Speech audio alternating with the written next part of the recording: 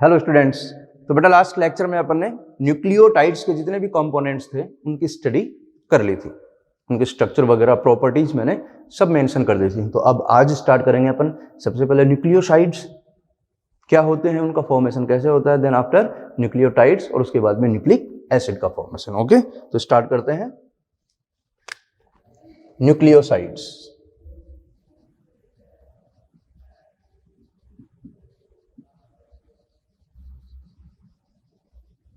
Okay, और याद करो मैंने बताया था बेटा आपको जो न्यूक्लियोसाइड्स हैं वो किसका कंडेंस प्रोडक्ट है, शुगर और बेस का। तो शुगर बेस आपस में अगर ज्वाइन हो गए तो क्या बनेगा, न्यूक्लियोसाइड। जैसे एग्जांपल बता रहा हूं, ये आपका शुगर है प्लस बेस, तो इनको कंडेंस कर दो और ऑब्वियसली क्या होगा बेटा, -H2 वाटर मॉलिक्यूल रिलीज होगा। तो शुगर और बेस के बीच में जो बॉन्ड बनेगा, ये वाला जो बॉन्ड है वो है आपका एन ग्लाइकोसाइडिक बॉन्ड।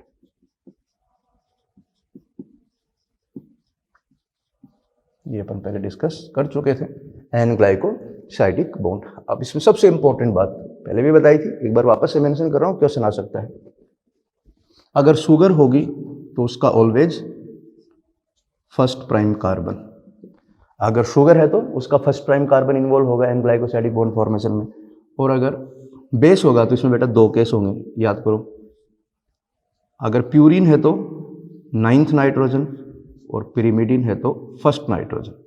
ये किसका, प्यूरिन की बात होगी और ये पिरिमिडिन। तो इसके साथ अगर प्यूरिन, एडेनिन, ग्वानिन अगर बाइंड होंगे तो 9th नाइट्रोजन जो है वो बॉन्ड फॉर्मेशन में इन्वॉल्व होगा। और अगर पिरिमिडिन है तो फर्स्ट नाइट्रोजन, और नंबरिंग मैंने आपको बताई थी। क्लियर? तो ये आपको याद रखना है।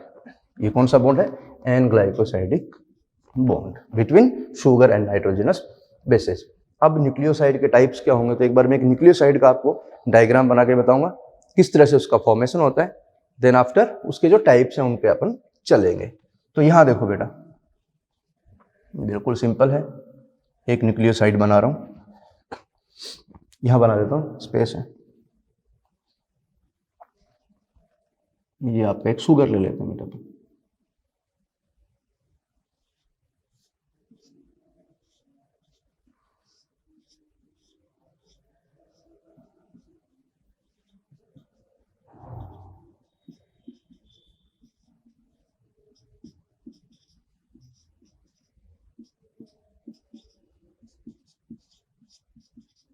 ये देखो बेटा, ये आपका कौन सा शुगर हो गया, राइबोज शुगर है। ये इसका फर्स्ट प्राइम कार्बन है, ये स्ट्रक्चर अपन पहले मेंशन कर चुके हैं। First prime carbon, second prime, third prime, fourth prime and fifth prime carbon. अब इसके साथ एक बेस को आपको कनेक्ट करना है। एक बेस ले लेते हैं कोई भी, जैसे एडेनिन ले लिया मैंने, तो एडेनिन की स्ट्रक्चर बना रहा हूं यहां पर।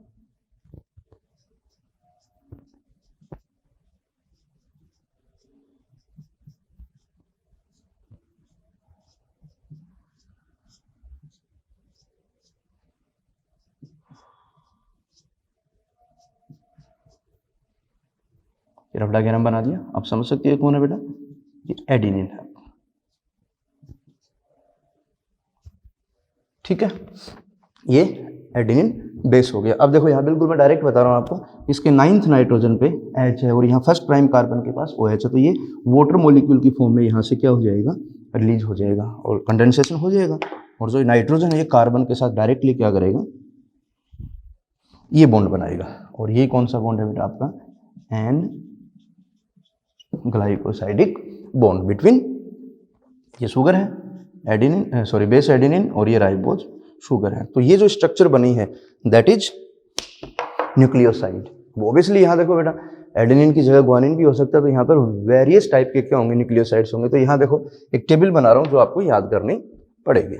ओके, बिल्कुल सिंपल है। देखो ये जो स्ट्रक्चर मैंने बनाई है, राइबोज के साथ एडेनिन अगर बाइंड हो गया that is a nucleoside, and इसका जो नाम है वो है एडिनोसिन।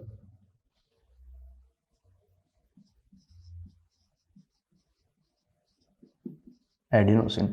अब आप खुद ही बताओ, जो एडिनोसिन है उसका कंपोजिशन क्या होगा, एडिनोसिन में क्या है बेटा, देखो इसका अगर हाइड्रोलिसिस करोगे आप, इसमें राइबोज तो शुगर है, R राइबोज है, और ये एडेनिन क्या है, बेस है। ओके, तो हाइड्रोलाइसिस करो आप एडेनोसिन का तो आपको क्या मिलेगा, ribose and adenine, that is the adenosine. अगर यहाँ एडेनिन की जगह ग्वानिन अटैच कर दोगे तो क्या हो जाएगा, guanosine.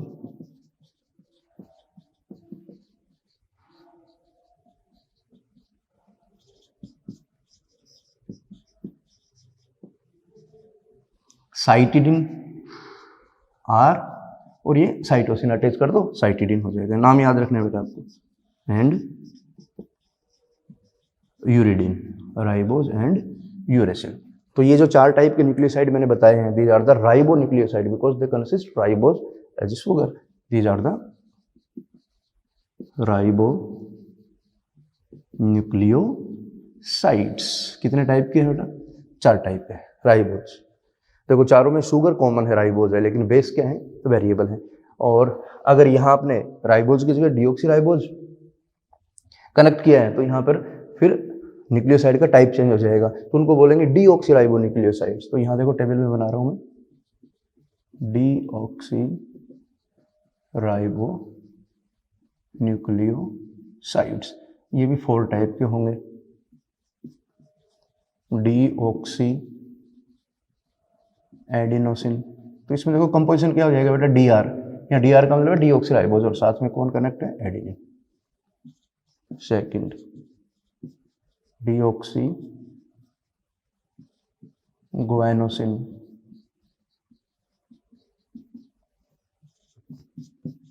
Third deoxy cytidine, and fourth deoxy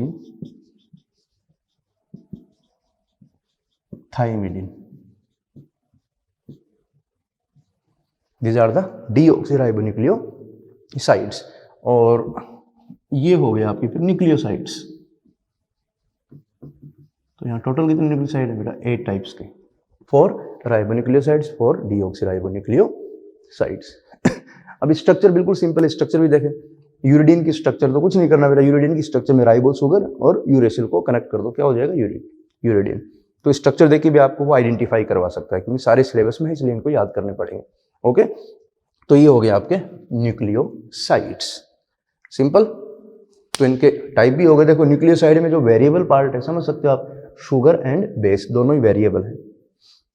अगर मैं बोलूं राइबोन्यूक्लियोसाइड में वेरिएबल कौन है, only bases. Sugar same type की है। डीऑक्सीराइबोन्यूक्लियोसाइड्स में वेरिएबल पार्ट कौन है, ओनली बेसेज। शुगर सेम है चारों में, डीऑक्सीराइबोज। बट न्यूक्लियोसाइड में वेरिएबल पार्ट कौन होगा, sugar and base both. Okay, अब इसके बाद अपन बात करेंगे न्यूक्लियोटाइड्स की। अब न्यूक्लियोटाइड में कुछ नहीं करना बेटा, जितने भी न्यूक्लियोसाइड्स हैं उनके साथ फॉस्फेट ग्रुप को अटैच कर दो, न्यूक्लियोटाइड हो जाएगा।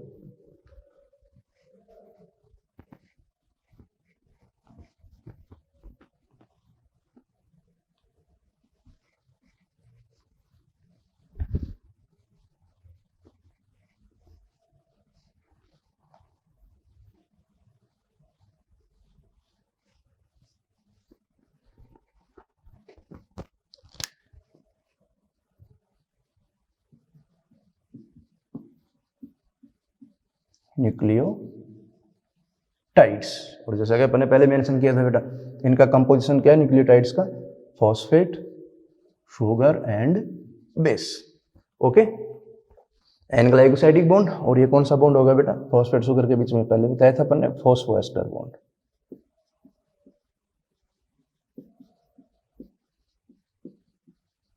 Phosphoester bond.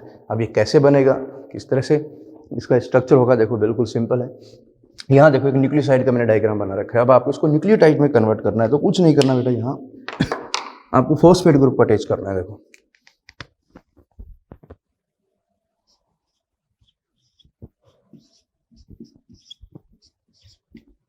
यहाँ फॉस्फेट आ गया बेटा, आपको पता है फॉस्फोरिक एसिड की फॉर्म में आएगा, यहाँ पर H होगा, तो यहाँ पर वाटर मॉलिक्यूल रिलीज हो जाएगा।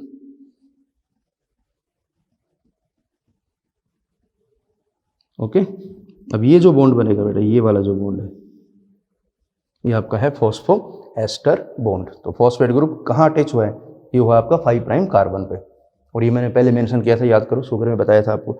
अब ये वाली जो स्ट्रक्चर है, ये आपका न्यूक्लियोटाइड हो गया। ये किसकी स्ट्रक्चर होगी बेटा, न्यूक्लियोटाइड की।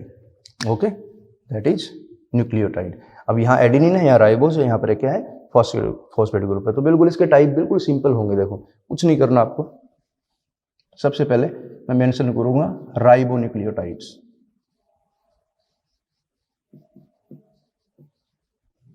राइबोन्यूक्लियोटाइड्स देखो टाइप। तो पहले देखो क्या था, एडिनोसिन था। आपको एडिनोसिन में एक फॉस्फेट ग्रुप को अटैच करना है बस, तो क्या हो जाएगा, एडिनोसिन मोनोफॉस्फेट।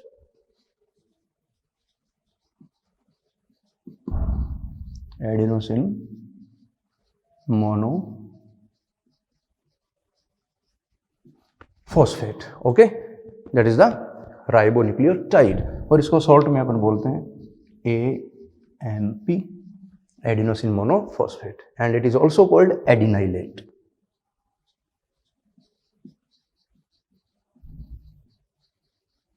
एडिनाइलेट और एडिनाइलिक एसिड। तो एडिनाइलेट क्या है बेटा, न्यूक्लियोटाइड है। एडिनोसिन मोनोफॉस्फेट एक ही बात है, AMP, ओके। ऐसे ही देखो ना, 4 टाइप के बनाने हैं आपको। गुआनोसिन,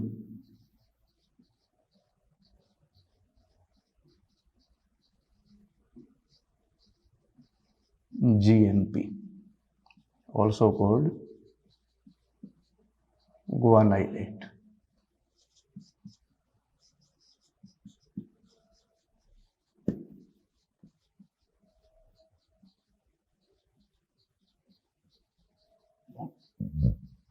CMP,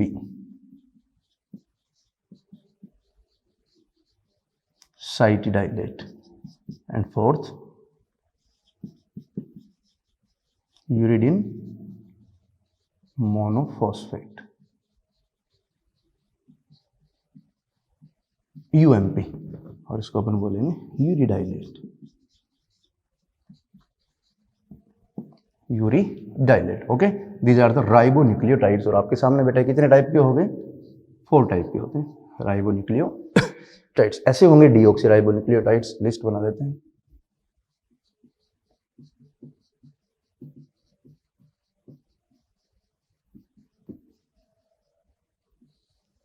ये भी 4 टाइप के, डीऑक्सी एडिनोसिन मोनोफॉस्फेट। आप क्या बोलोगे शॉर्ट में, इसमें डी मेंशन कर देंगे, small D, DAMP, DAMP, clear. अब देखो जो बाकी के हैं मैं डायरेक्ट लिख रहा हूं, नाम देखो इसका, एक अदर नेम क्या होगा, इसको बोलेंगे अपन डीऑक्सी एडिनाइलेट, डीऑक्सी एडिनाइलेट। बाकी के आप खुद मेंशन कर सकते हो बेटा, मैं शॉर्ट में लिख देता हूँ। सेकंड क्या हो जाएगा आपका, DGMP, DCMP एंड DTMP। इसको क्या बोल दोगे आप, deoxy guanylate, that is deoxy cytidylate, that is deoxythymidylate. These are the deoxyribonucleotides. So there are 8 types of nucleotides. ये हो गए न्यूक्लियोटाइड्स बेटा। तो कितने टाइप के हैं, 8 टाइप्स के न्यूक्लियोटाइड्स हैं। ओके, अब इनको एक टर्म और देते हैं। देखो ये जो मैंने एग्जांपल बताया बहुत आगे भी काम आएंगे, आपके मॉलिक्यूलर में भी कनेक्ट करेंगे, बायोटेक में भी अपन यूज में करेंगे। इनको राइबोन्यूक्लियोटाइड्स को जो 4 टाइप्स के, उनको शॉर्ट में बोलते हैं अपन बेटा RNMPs, ribonucleoside monophosphates, and there are 4 types of RNMPs। इनको बोलेंगे अपन DNMPs,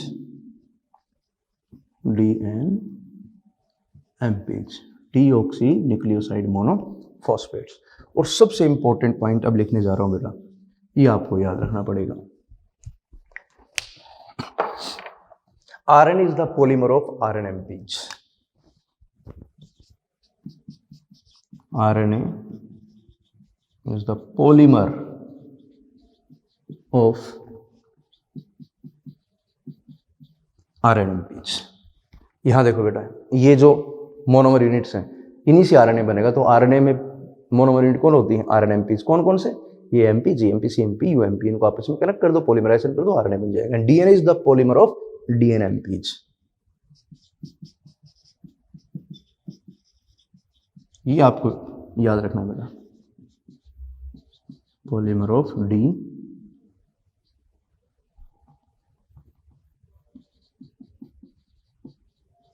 डीएनएमपी। जो आगे अपन जब इनके डीएनए आरएनए की बात करेंगे वहां वापस से रिपीट करूंगा। यहां तक की बात क्लियर बेटा? इंपॉर्टेंट है, मैं फिर कह रहा हूं, ये स्टेटमेंट आपको याद रखना है। जितने आपको कॉन्सेप्ट याद रहेंगे आगे उतना ही आप क्वेश्चंस पे अटैक कर पाओगे। ठीक है, रटने के नहीं है, समझने के सारे उसी सीक्वेंस में आपको एक्सप्लेन कर रहा हूं। ठीक है, तो ये हो गया आपके न्यूक्लियोटाइड्स। और ये जो न्यूक्लियोटाइड है टाइप के, ये सब मोनोमर यूनिट्स हैं और इन्हीं से न्यूक्लिक एसिड का फॉर्मेशन होगा, इधर डीएनए और आरएनए। यहां तक की बात बिल्कुल क्लियर होगी। ठीक है, अब न्यूक्लियोटाइड्स की अपन ने बात कर ली। अब क्या करना है? कुछ नहीं करना है, इनका पॉलीमराइजेशन करना है। क्या करेंगे? पॉलीमराइजेशन। पॉलीमराइजेशन करोगे न्यूक्लियोटाइड्स का तो क्या बनेगा बेटा? न्यूक्लिक एसिड, आइदर डीएनए और आरएनए। इनका पॉलीमराइजेशन कर दो, आरएनए बन जाएगा, इनका पॉलीमराइजेशन कर दो, डीएनए बन जाएगा। तो नेक्स्ट जो टॉपिक है वो रहेगा आपका न्यूक्लिक एसिड फॉर्मेशन। ओके, ये सारे एग्जाम्पल बनाने हैं आपको, आराम से बना लो इनको।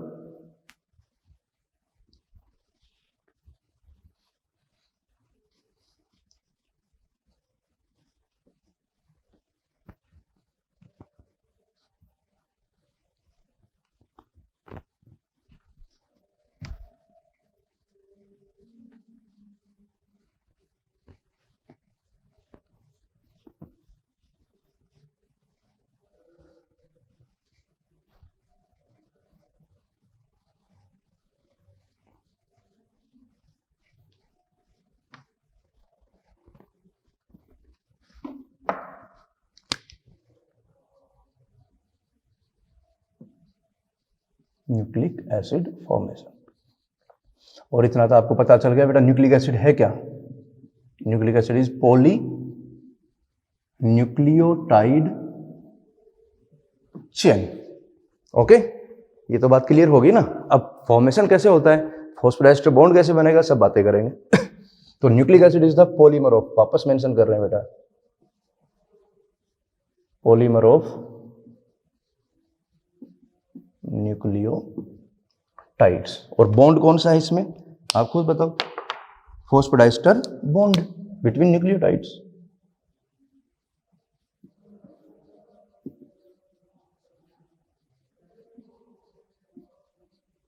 Between entities nucleotides. अब आपको न्यूक्लियोटाइड का पॉलीमराइजेशन करना है, बॉन्ड कौन सा बनाना है? Phosphodiester bond. और बेटा याद रखना, बायोलॉजिकल सिस्टम में अगर कोई बॉन्ड का फॉर्मेशन होता है या ब्रेकडाउन होता है तो उसके लिए कौन रेस्पॉन्सिबल होता है? Enzyme. So here specific enzymes are present those catalyse the formation of phosphodiester bonds, और उन एंजाइम्स का नाम है पॉलीमरेजेज।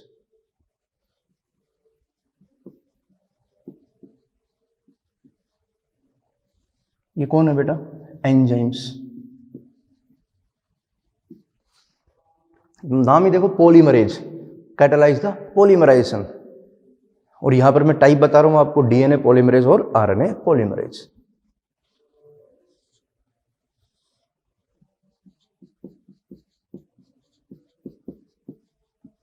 बहुत काम की चीज है बेटा, आगे तक काम आएगी।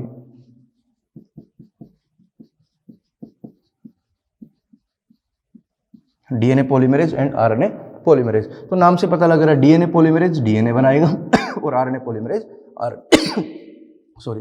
तो डीएनए पॉलीमरेज में देखो, मैं पॉइंट जो मेंशन कर रहा हूं इंपॉर्टेंट है। डीएनए पॉलीमरेज किसका पॉलीमराइजेशन करेगा? डीऑक्सीराइबो न्यूक्लियोटाइड्स का। पॉलीमराइजेशन ऑफ, शॉर्ट में लिख दूं, DNMPs and RNA polymerase catalyze the polymerization of RNMPs. Clear? और क्या करेंगे during polymerisation? Catalyse the formation of phosphodiester bond between nucleotides. तो यहां डीएनए बनेगा और ये आरएनए बनाएगा। यहां सबसे इंपॉर्टेंट देखो बेटा, सबस्ट्रेट।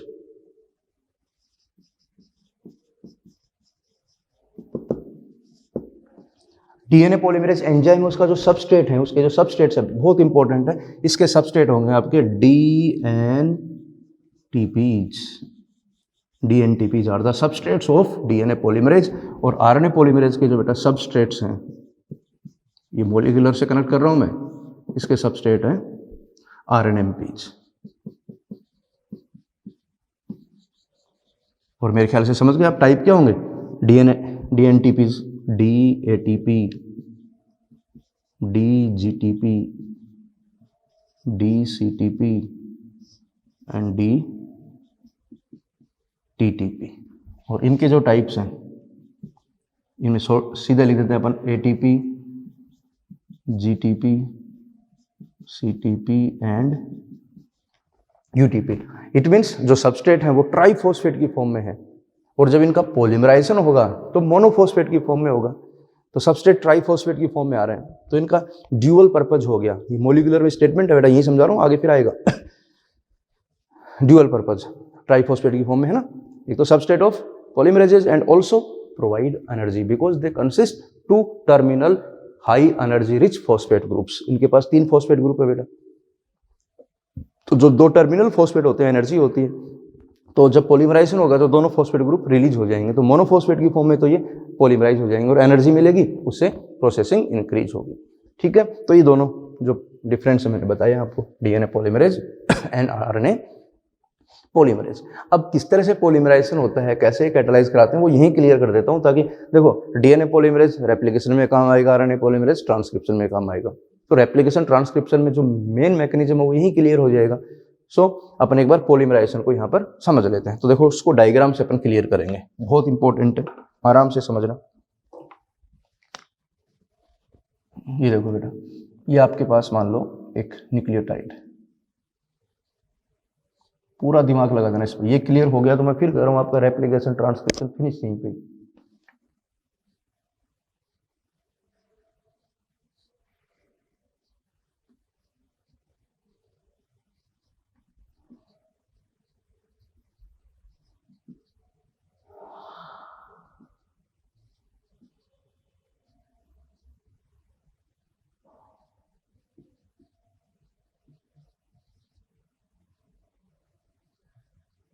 ये कोई एक न्यूक्लियोटाइड ले लिया मैंने बेटा, ऑब्वियसली ये क्या है, एमपी एडेनिसिन मोनोफॉस्फेट, एक राइबोन्यूक्लियोटाइड है। अब आपको इसके साथ अगला नेक्स्ट न्यूक्लियोटाइड कनेक्ट करना है, ये पहले से प्रेजेंट है, आपको पॉलीमराइजेशन करना है। तो बिल्कुल सिंपल है, जो नेक्स्ट न्यूक्लियोटाइड आएंगे वो ट्राइफॉस्फेट की फॉर्म में आएंगे। देखो, तो अगला जो न्यूक्लियोटाइड आएगा वो ट्राइफॉस्फेट की फॉर्म में आएगा, याद रखना। तो ये मेंशन करते हैं।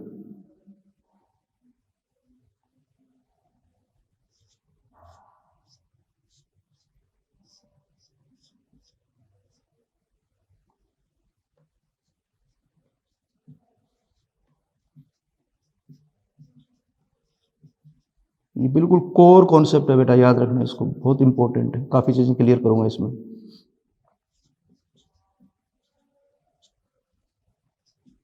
अब ये देखो, मैंने बताया ना आपको ट्राइफॉस्फेट की फॉर्म में आएगा, तो 3 फॉस्फेट ग्रुप लेके आएगा, क्योंकि ये सबस्ट्रेट है। और फिर पॉलीमराइज इसको क्या करेगा बेटा, पॉलीमराइज करवाएगा। तो यहाँ पर ट्राइफॉस्फेट की फॉर्म में इसको मेंशन कर रहा हूँ।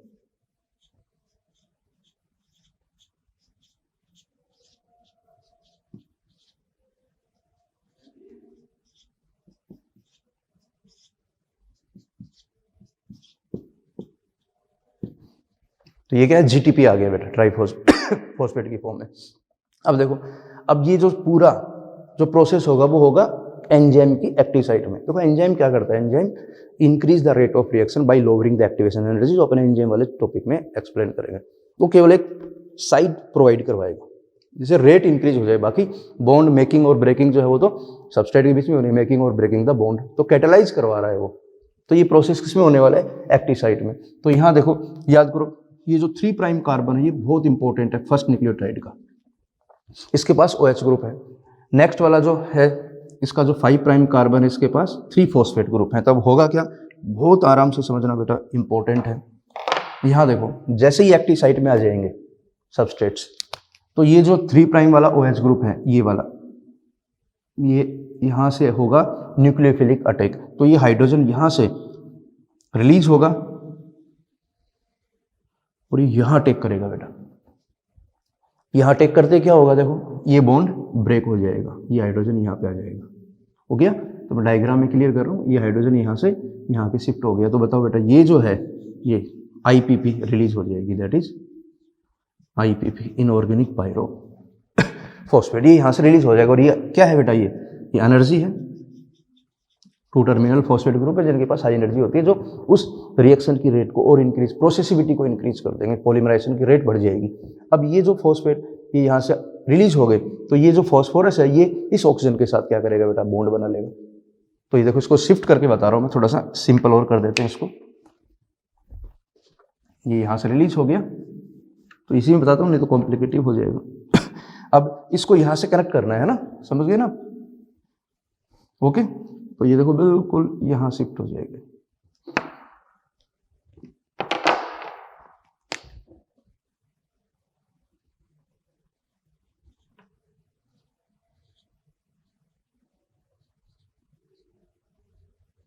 ये देखो बेटा, ये फॉस्फोरस ऑक्सीजन के साथ कनेक्ट हो गया। अब देखो जो बॉन्ड बना है वो फॉस्फोडाइएस्टर बॉन्ड कैसे है। ये देखो बेटा, इसको ऊपर वाले को भूल जाओ, कार्बन ऑक्सीजन फॉस्फोरस, ये फॉस्फोएस्टर बॉन्ड हो गया। ऊपर देखो बेटा, यहाँ पर भी फॉस्फोएस्टर है, तो जो 3 प्राइम कार्बन और 5 प्राइम कार्बन के बीच में कौन सा बॉन्ड आ गया बेटा, फॉस्फोडाइएस्टर, डाइएस्टर हो गया ना। तो इसी को तो बोल रहे हैं अपन, that is the phosphodiester bond.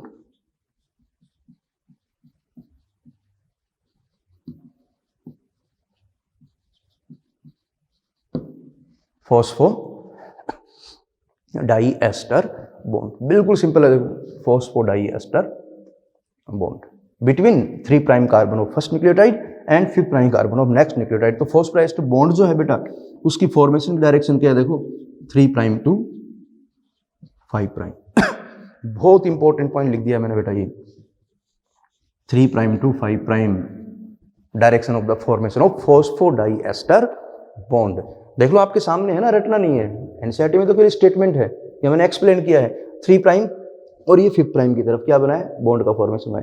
तो direction of the formation of phosphodiester bond 3 prime to 5 prime. लेकिन जो पॉलीमराइजेशन हो रहा है, जो चेन का फॉर्मेशन हो रहा है बेटा, ये देखो ये होगा डायरेक्शन 5 प्राइम और इसका 3 प्राइम, क्योंकि जो लास्ट वाला न्यूक्लियोटाइड होगा उसके 3 प्राइम कार्बन पे हमेशा OH ग्रुप फ्री रहेगा। और आपको पता है बेटा, 3rd प्राइम OH ग्रुप ही पॉलीमराइजेशन के लिए रेस्पॉन्सिबल है। सेम प्रोसेस आगे आएगा, फिर ट्राइफॉस्फेट की फॉर्म में कोई सबस्ट्रेट आएगा, ये कैटालाइज करवाएगा, वापस से बॉन्ड बन जाएगा, तो ये चेन बन जाएगी।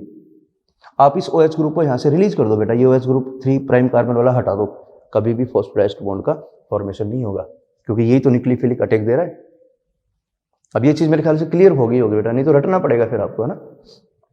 क्लियर। तो देखो, अगर ये पॉलीमराइजेशन कर दोगे, ऑब्वियसली क्या बन रहा है, यहाँ RNA का फॉर्मेशन हो रहा है, क्योंकि यहाँ पर आपने राइबोन्यूक्लियोटाइड्स लिए हैं। अगर डीऑक्सीराइबोन्यूक्लियोटाइड होंगे तो DNA बन जाएगा बस।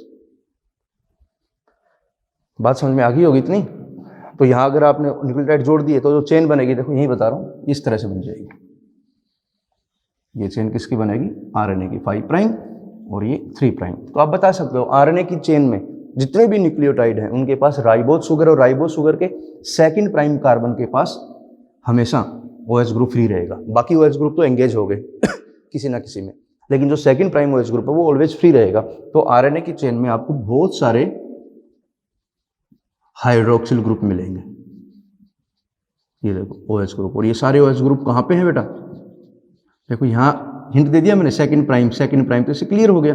2nd प्राइम का मतलब भी क्या होता है, सुगर, और सुगर का 2nd प्राइम कार्बन। तो RNA consist many hydroxyl group at 2nd prime OH, 2nd prime carbon, okay. And due to the presence of hydroxyl group, many hydroxyl group, RNA unstable.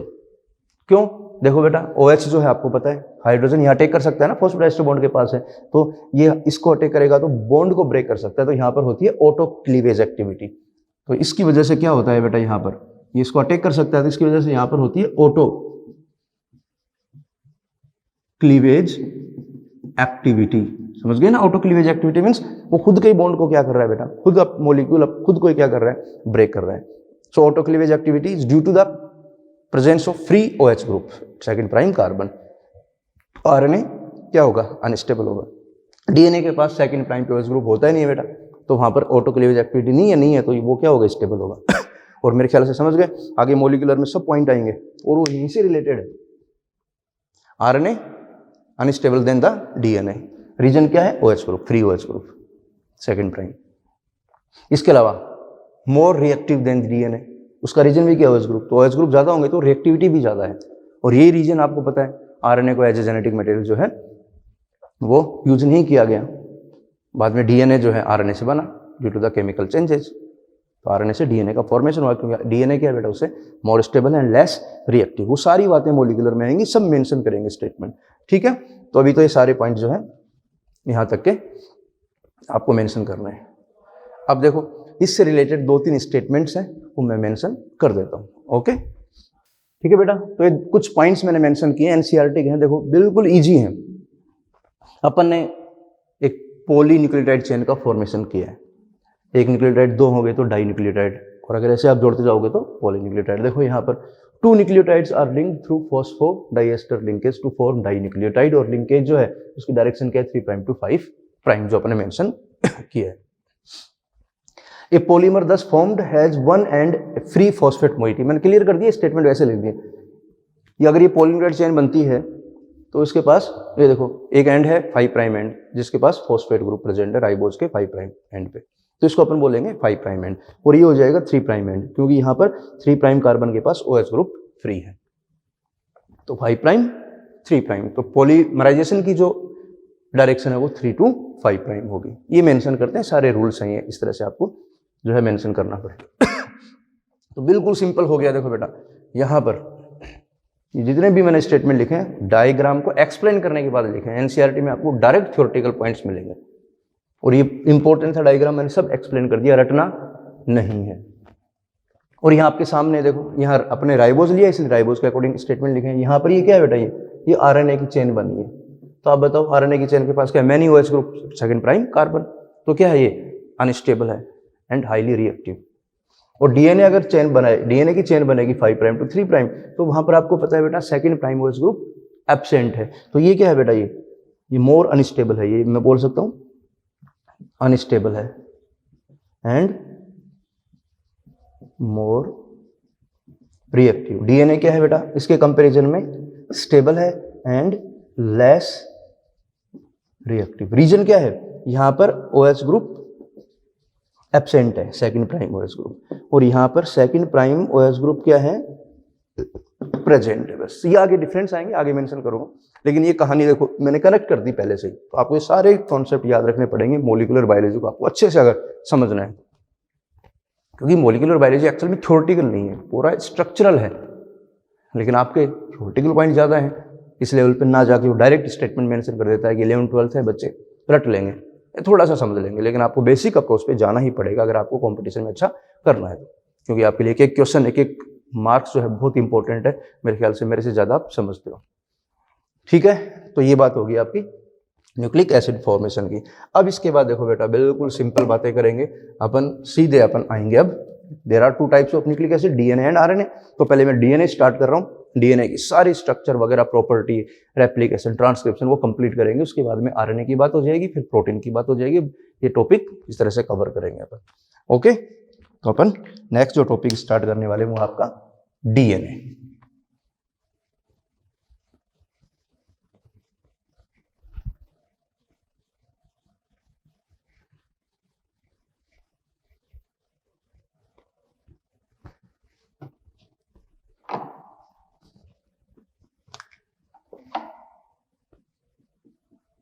तो पहले कुछ basic points हैं वो mention कर देता हूं, उसके बाद में अपन स्ट्रक्चर पे चलेंगे। DNA stand for deoxy ribo nucleic acid, okay. First point discovered by, important है बेटा, फ्रेडरिक मिक्सचर इन 1869। इसने क्या नाम दिया था? न्यूक्लिन। वो पहले मैं मेंशन कर चुके हैं अपन। Next, DNA is the heteropolymer of deoxyribo nucleotides. और मैं बता चुका हूँ बेटा, इनको अपन क्या बोल देंगे, डीऑक्सीराइबोन्यूक्लियोटाइड्स को। शॉर्ट में बोला था ना DNMP, जो मोनोफॉस्फेट की फॉर्म में होते हैं, जो 4 टाइप की, वो हो चुका है कवर। नेक्स्ट डीएनए में बात करें बेटा, अगर अपन किसकी, शुगर की, तो बिल्कुल सिंपल है। शुगर कौन सी होती है, डीऑक्सीराइबोज। नाइट्रोजनस बेसेज सिंपल है, बता चुके हैं, adenine, guanine, cytosine and thymine, these are the nitrogenous bases found in DNA. अब देखो डीएनए किसका पॉलीमर है, सिंपल है बेटा, न्यूक्लियोटाइड्स का, डीऑक्सीराइबोन्यूक्लियोटाइड्स का। तो अपन यहाँ देखो एक स्टेटमेंट लिख रहा हूँ, थोड़ी सी इंपॉर्टेंट है। DNA is the long polymer of deoxyribonucleotides, long polymer होता है। And the length of DNA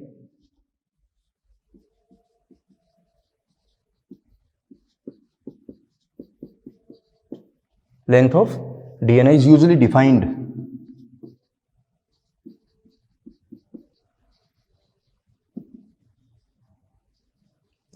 as the number of nucleotides.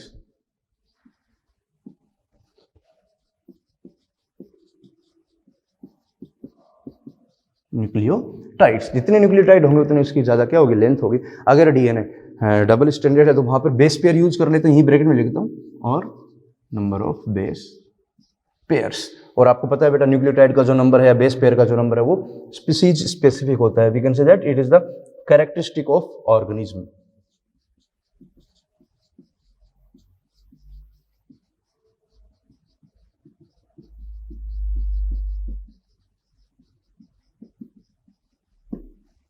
Characteristic of an organism. जैसे मैं कुछ एग्जांपल यहां दे रहा हूं आपको, इंपॉर्टेंट है, याद रखने पड़ेंगे। जैसे अपन ह्यूमन की बात करें बेटा, ह्यूमन की अपना केस ले लें, अपनी ह्यूमन सेल में जो टोटल डीएनए कंटेंट है बेटा, उसके अंदर जो बेस पेयर हैं उनका नंबर होता है ह्यूमन में 6.6 इंटू 10 की पावर 9 बेस पेयर। ये बात करो मैं टोटल डीएनए कंटेंट 2n। अगर जीनोम की बात करें तो आपको बताना यहाँ 3.3 इंटू 10 की पावर 9 बेस पेयर। तो ये जीनोम हो गया हैप्लोइड सेट। ई कोलाई, ये सब स्टेटमेंट आपको याद रखने पड़ेंगे। ई कोलाई में जो बेटा डीएनए प्रेजेंट है उसमें बेस पेयर होते हैं आपके 4.6 इंटू 10 की पावर 6 बेस पेयर्स। लैम्डाफेज, बैक्टीरियोफेज, ये एग्जाम्पल भी आपको याद रखना ही पड़ेगा, उसमें बेस पेयर होंगे आपके ये बेस पेयर।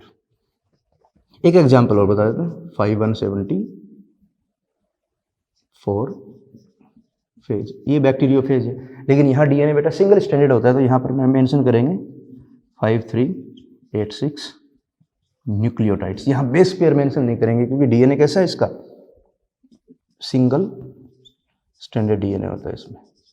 और यहाँ इनमें जो डीएनए है बेटा ये है डीएस डीएनए, तो यहाँ बेस पेयर अपन बोल सकते हैं। अगर वो न्यूक्लियोटाइड का नंबर कुछ डबल कर दो बेटा, जैसे यहाँ है तो डबल कर दो, न्यूक्लियोटाइड हो जाएंगे। बेस पेयर अगर पूछ रहा है तो उसको हाफ कर देंगे आप। वो अपन अभी डबल स्टैंडर्ड डीएनए मॉडल में चलेंगे, सारा क्लियर हो जाएगा। ठीक है, तो ये बात होगी, कुछ एग्जाम्पल है, ये याद रखने पड़ेंगे बेटा आपको, क्योंकि अगर इनसे रिलेटेड क्वेश्चन आएगा तो आपको नंबर नहीं देगा, क्योंकि नंबर एनसीईआरटी में मेंशन कर रखे हैं। इसके अलावा डीएनए के कुछ 1-2 पॉइंट और इंपॉर्टेंट है। DNA is the usual genetic material.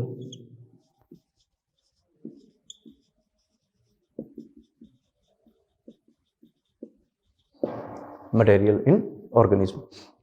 अब ये बात डिटेल होगी, वो आगे आएगी, आरएनए वर्सेस डीएनए। डीएनए की कुछ प्रॉपर्टीज हैं, स्टेबल है, वो सारी बातें आगे अपन करेंगे। इसके अलावा देखो डीएनए यूजुअली कैसा होता है, double standard, usually DS. RNA usually single standard होता है, डीएनए यूजुअली डबल स्टैंडर्ड, लेकिन सिंगल भी होता है, अभी बताया ना एग्जांपल आया, लेकिन जनरली कैसा होगा, डबल स्टैंडर्ड। जो डीएनए है वेरी सिंपल बेटा, जो डीएनए है वो आरएनए से क्या है, मोर स्टेबल है एंड लेस रिएक्टिव, जो मैं यहाँ बता चुका हूँ। और जब आरएनए वर्सेस डीएनए आएगा तो वहां पर वापस डिफरेंसेस आएंगे, सब डिफरेंसेस अपन आरएनए और डीएनए के बीच में मेंशन करेंगे। तो कुछ पॉइंट्स थे जो मैंने क्लियर कर दिए हैं।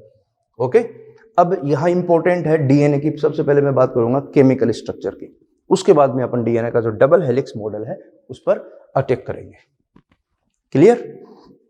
तो यहाँ अपन सबसे पहले ये देखो, ये सारे स्टेटमेंट कवर होने चाहिए बेटा, बिल्कुल सिंपल है। और मैंने बिल्कुल ईजिली जो है इनको यहाँ पर आपको बताया है। ये स्टेटमेंट इंपॉर्टेंट है क्योंकि क्वेश्चन भी बहुत छोटे छोटे क्वेश्चन आते हैं जो आपको कवर करने ही है। ओके, तो ये बात होगी आपकी डीएनए से रिलेटेड सारे स्टेटमेंट्स। ठीक है बेटा, तब उसके बाद में अपन बात करें first of all the chemical structure of DNA. देखो थोड़ा सा एनसीईआरटी में बहुत बेसिक स्टेटमेंट्स हैं, लेकिन अपन थोड़ा वाइड इसलिए चल रहे हैं, इधर उधर के स्टेटमेंट कवर कर रहा हूं मैं ताकि हर चीज आपकी बिल्कुल क्लियर हो जाए। ठीक है, और चीज़ों को कनेक्ट कर रहा हूं, इसलिए थोड़ा सा आप बोर भी मत होना क्योंकि सारे पॉइंट्स इंपॉर्टेंट है। यहाँ पर एक भी पॉइंट ऐसा मेंशन नहीं कर रहा, ना कोई ऐसा कॉन्सेप्ट बता रहा हूँ जो फालतू का हो। अगर वो एनसीईआरटी से वाइड है तो इसका मतलब कहीं ना कहीं एनसीईआरटी की कोई अप्रोच को क्लियर करने के लिए बताया जा रहा है। ओके,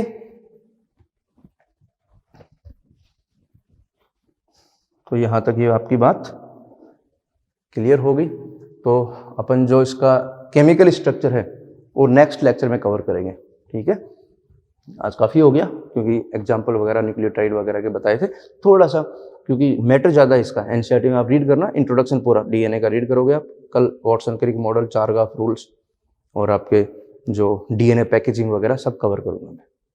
ठीक है, फिर उसके बाद में मोलिकुलर के जो टॉपिक वाइज, जो सीक्वेंस वाइज जो है उसको अपन कवर कर लेंगे। ठीक है, आज इतना ही काफ़ी है। Okay, all the best.